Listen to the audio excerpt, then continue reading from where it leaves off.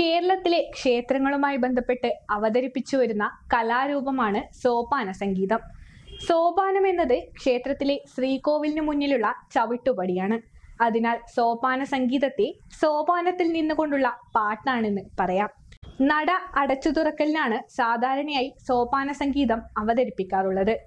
ശബരീശ സന്നിധിയെ സോപാന സംഗീതത്തിലൂടെ ഭക്തിസാന്ദ്രമാക്കുകയാണ് കലാപീഠം വൈക്കം വിജയകുമാർ.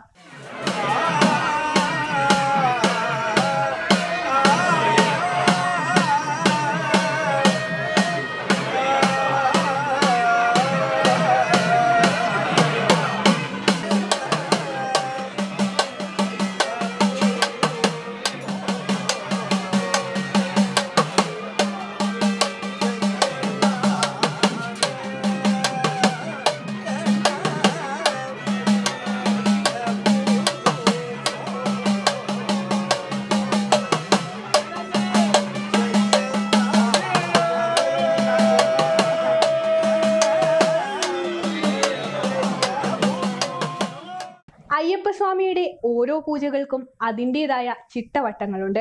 സോപാന സംഗീതം മുതൽ ഓരോ പൂജകൾക്കും അകമ്പടിയാകുന്നത് ഓരോ വാദ്യോപകരണങ്ങളാണ്. ശബരിമലയിൽ ഇത്തവണ എല്ലാ പൂജകൾക്കും വാദ്യങ്ങളിൽ അകമ്പടി സേവിക്കാൻ ഭാഗ്യം ലഭിച്ചിരിക്കുന്നത് കലാപീഠം വൈക്കം വിജയകുമാറിനാണ്.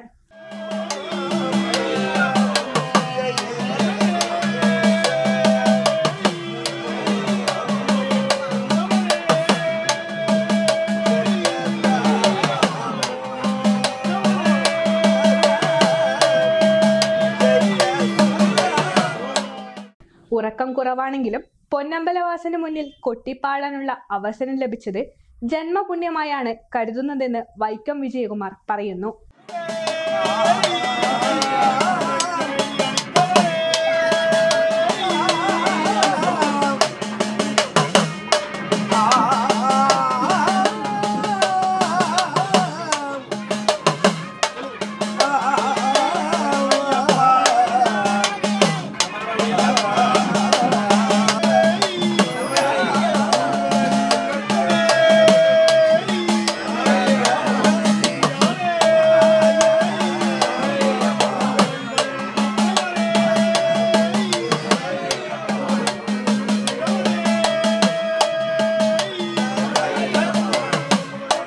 പുലർച്ചെ നട തുറക്കുമ്പോൾ നിർമാല്യം മുതൽ ആരംഭിക്കുന്നതാണ് അയ്യപ്പ സന്നിധിയിലെ സോപാന സംഗീതം.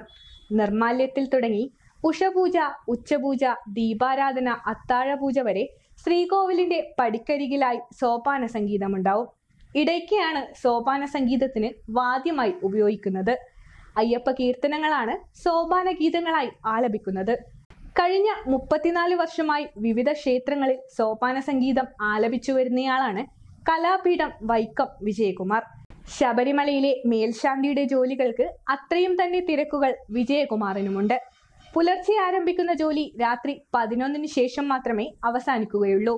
ഉച്ചയ്ക്ക് 1 മണിക്ക് നടയടച്ച ശേഷം ലഭിക്കുന്ന ചെറിയ ഇടവേളയിൽ മാത്രമേ വിശ്രമത്തിനുള്ള അവസരവും ലഭിക്കൂ. ശരീരത്തിന് ക്ഷീണം തോന്നിയാൽ മാത്രം വിശ്രമിച്ചാൽ പോരെ. തനിക്ക് ക്ഷീണമേ തോന്നാറില്ലെന്നും വിജയകുമാർ പറഞ്ഞു.